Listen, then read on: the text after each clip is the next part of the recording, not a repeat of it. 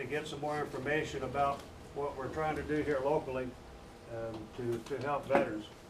And at the end of the day, for those of you who don't know, my name is John Schwenk. I started Camp Valor Outdoors.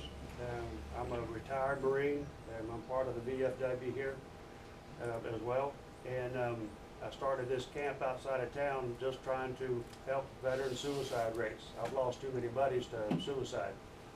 And actually this past July, the VA completed a year-long study. There's 20 veterans a day committing suicide. And we've had a suicide here from a veteran within this past year. And that's the third that I know of in Johnson County. So it's not like it's foreign to us. And so, and on the active duty side, it's one a day. With Whiteman Air Force Base here, there's been 2 active duty vets, or active duty, I just call them all warriors, right? And they've committed suicide. So it's real. And of this number, 65% of that number, they're not in the VA. So when I talk to a lot of civilians and different people, it's like, yeah, I'm glad they're getting help from the VA. Well, you know, that's another whole discussion. There are some VAs that do some good work, but then there's a lot that do not.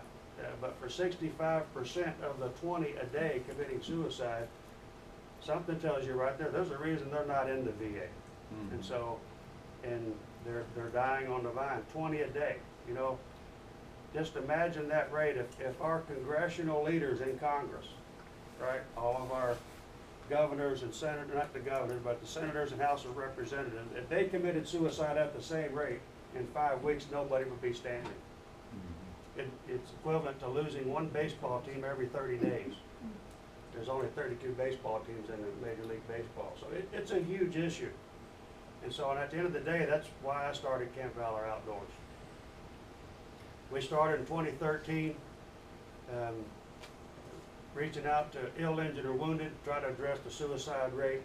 The first year I started in 2013, I was not a nonprofit. It was just me trying to help what I could do, right, make a difference.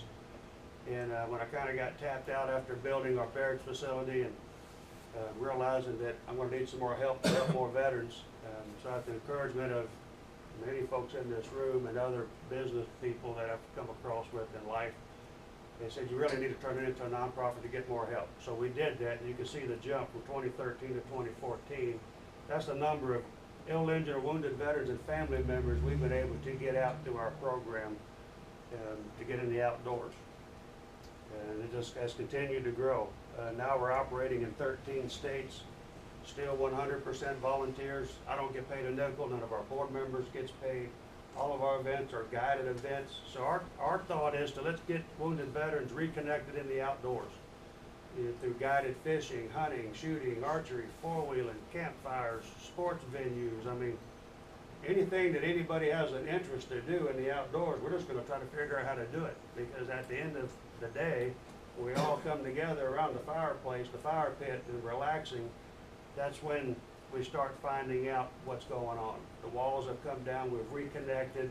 There's that fellowship that veterans have, and they start opening up. And oftentimes, these warriors come out and tell me that they haven't been able to relax and have a good time and open up and feel normal again since they got off active duty. And that's sad, because some of them have come out here, have been out of the military 5 or 10 years. I can tell you stories about Vietnam era, Korean War. We've had World War II guys come out there. And some of the stories that you hear, and they just feel compelled to share it because they're not going to burden the families with these issues. They're just not going to do it. But they feel open and honest enough to share it with other veterans because they know they're not going to be judged. You know, we're one of them, they're one of us, and so they feel like I can get something off my chest, and that's healing and therapeutic in and of itself. So now we've got the infrastructure, we're rocking and rolling at this point. It's just a matter of, at the end of the day, finding more resources to help more veterans. It's kind of why we went out in different states and different communities throughout Missouri. There's 500,000 veterans in Missouri alone. And so the more areas and communities we can get in, the more veterans we can get out of the house and get reconnected with other veterans. So for those of you who've not been out there to our camp facility, we've got a barracks facility. We do guided hunting, fishing. We got ATV trails, shooting ranges, archery ranges. Big campfire, got a 16-foot swim spa. We've been to sports venues. Our facility, this is downstairs and upstairs. We've got 7 beds on site, all queen size orthopedic beds. It's ADA compliant, so we can get wheelchairs out there. And when we bring these guys in, it's fully free for them. A lot of the guys that are now quadriplegics have to have a caregiver. And unfortunately, probably, I guess, 70%, which is my rough number, of the ones we've been able to help, this caregiver is not a family member. They're a paid person. And so we pay for them to come out too, because they've got to have that round-the-clock care. They can't bathe themselves, they can't clothe themselves, so they have to have that help. So they're part of the team. We bring them out as well. And it's only 2 miles outside of town right here. And this is what it's about. This is some pictures of some of the warriors we've connected through fishing and hunting and shooting events. We've been honored the last 3 years at the Cardinal Stadium, and they actually call me every year. They give us 25 tickets. We have warriors on the field throwing the first pitch. Big Scantron information going on to help educate the community about the struggles and challenges of veterans coming back. And they can come out to a ball game and relax and have a good time. And I live right here next to the, world champion Royals, and they won't return a phone call for 3 years. But we'll drive over to Cardinal City, and they'll allow us to come in. So just go figure. This right here is a warrior at the Missouri Vet Zone right here in Warrensburg, full quadriplegic, can't lift a finger. We bring those guys out every year for a fishing day. We do lunch or breakfast. We take them out there, we fish at our place, have lunch, and then they go back. And you can see that fish right there. We probably got about 20 or 25 fish about that size. He can't lift a finger, but he caught the most of anybody there. He absolutely loves catfishing. He reads everything online. He went and bought this stink bait stuff. I just had worms, and he starts catching every fish we got. And all the other veterans from the vet home wanted to use what he was using. So it was just a great day to get these guys out. And if you've never been there, every Friday afternoon at 3 o'clock is happy hour at the vet zone. Somebody comes in and plays music. They serve them beer and wine, just a happy hour kind of thing. They want to have a beer, just hang out and drink, and share with what's going on, and to sit and listen to some of their stories from Korea and Vietnam.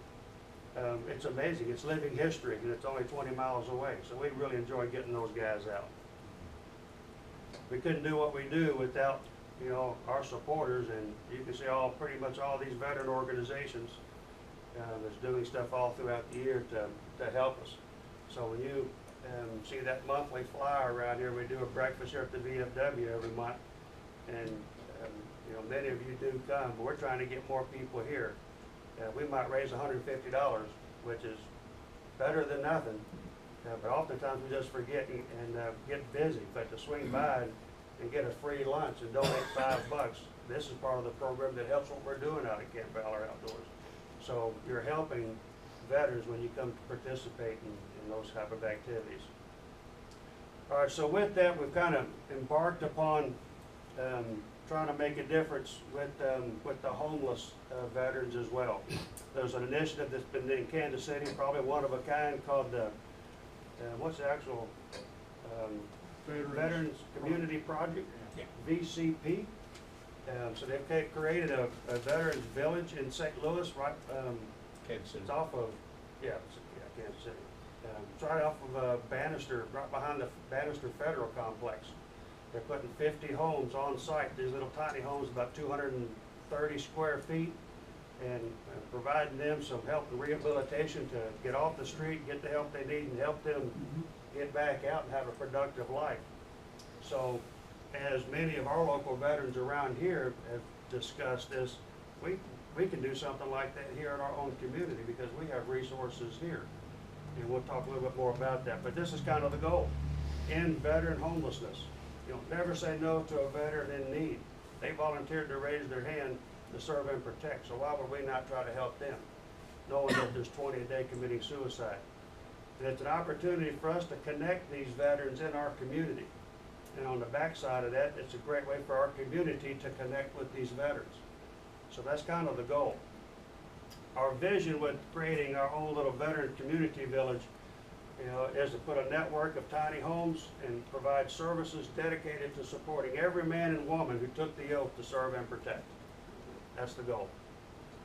We're going to provide a temporary place to live for these homeless veterans and attend to their physical, emotional, spiritual, and mental needs in order for them to lead a happy and healthy life as they transition back to civilian life. That transition is tough. For many of them, their life is at jeopardy because they're not doing it well. And at the end of the day, we're trying to provide a hand up, not a handout. Us as veterans are pretty proud, and we hesitate to accept any kind of help. It's just how we are. So like it or love it, it's just what it is what it is.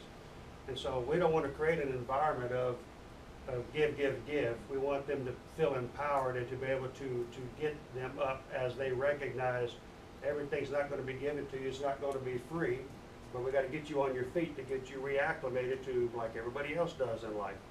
And if you think about it, you join the military at a young age out of high school, 17 or 18, so you left home, joined the military. Now you lived on base for however long that was going to be. You've never had to go back out and sign a lease, put your deposits down. They've never done that. And so not only have they never had to go find a job, how do I put the resume together? How do I market myself? So it's a huge struggle. So we're going to provide the resources to help them in this transition to do that. So what have we done thus far? We created an advisory committee of local veterans that are here. We did a feasibility study on, can we actually do something like here in our community? And where would that be? Well, in our town of Holden, we have several options. There's empty lots here in Holden. There's some empty mobile home parks that are here in Holden. So that opportunity that we are in negotiations with, the landowners of these pretty much empty mobile home trailer parks, one's off of Clay and the other one's Mary. They're practically empty. So it's just a matter of cleaning it up and putting tiny homes on there and bark, let's go. And so that's kind of the what our vision is and what we've done thus far. So over several meetings, we've kind of created the framework of how we're looking to operate. We are going to create a committee that's going to be dedicated with this Veteran Village project. We're looking at having 5 to 9 people on this committee.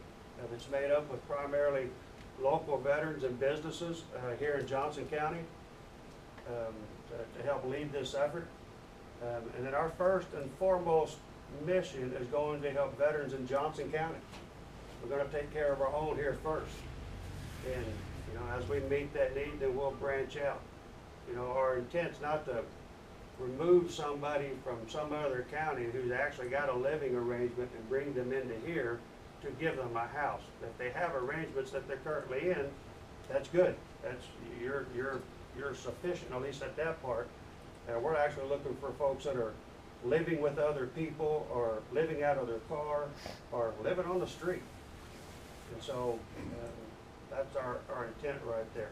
This committee's primary responsibility would be to raise the necessary funds, partnering with businesses in order to fund the tiny homes, as well as the additional social services that's going to come with that, with helping meet, their physical needs, their mental needs, their spiritual needs. I mean, these folks most of them are not even in the VA. They're not getting any type of help or care. Many of them don't even have an ID card, a driver's license, a car. And so no wonder they can't get going. They don't even know how to do that. So they just stay wherever they're at and just, day to day. Our intent through these veterans' homes is to rehabilitate them and to get them, off and running into society to be a living, working, happy person. And so that's going to take time. It's not designed to bring you in here and live here forever. We want to get you rehabilitated and move on with your life. So we'll create goals in place that allow them to reach goals to get them to this point that we will establish with the intent on 12, 18, 24 months. And we will be looking to try to get that veteran out on his own. And with that, like any other committee, we have to have a chairperson for this committee. And so our advisory committee of local veterans have been meeting together And we have nominated a chairperson, and then he has accepted that. And I'd like to introduce him now to you guys, and it's going to be Larry Clarkin.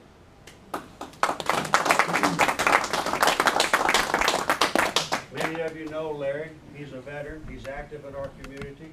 He's a council person right here. So to have someone that like Larry, who understands the veteran side of this and also is a key person in our community, would be a great conduit to our city leadership as well, as we look continue to embark upon this right here. So Larry, turn it over to you. Thank you. Oh, this is great. I have no prepared remarks. Back when I'm on the city council, and back when we were talking about, we were getting a lot of complaints about rundown homes on small lots that couldn't be built on. So with the mayor who is here, we have put together an ordinance that allows for building smaller homes for civilians in town, but should we need them, we can also put small homes for vets on them.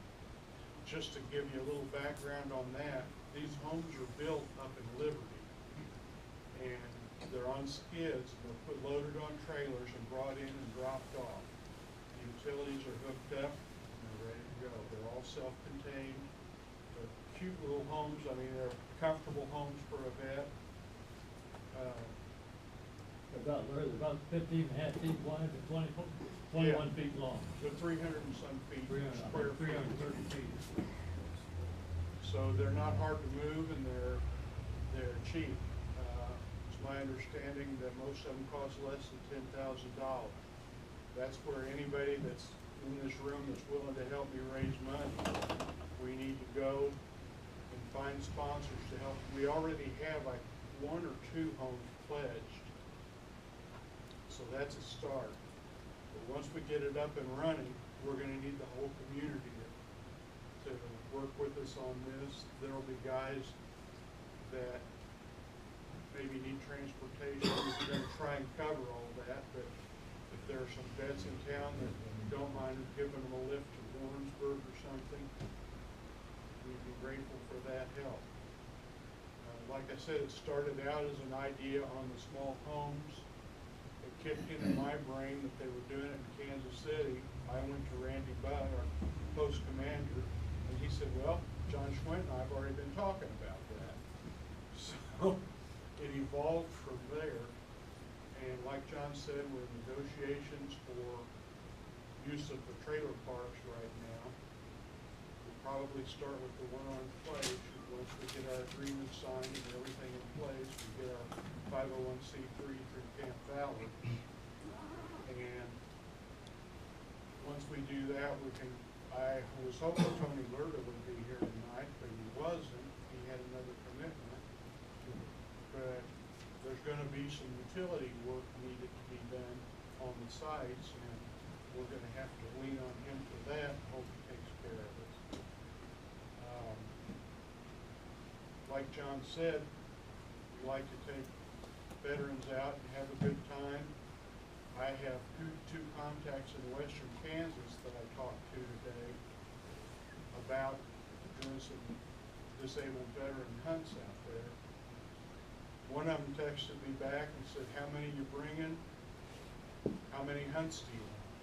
So we have a guy that has cabins we can house you in. So that's a good start on that.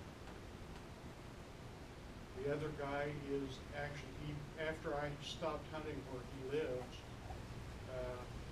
he became kind of a celebrity of sorts. He's got a show, an outdoor show, and I contacted him and he said, I'm interested, let me see what I can work out.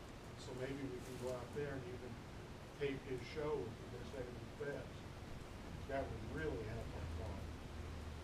But mainly what we need is people that are aware around town, that are willing to help out, and basically we need some sponsors. And that's where I look to do most of my work, is out raising money. I know some of you guys have already done it, and so we'll probably be doing it together.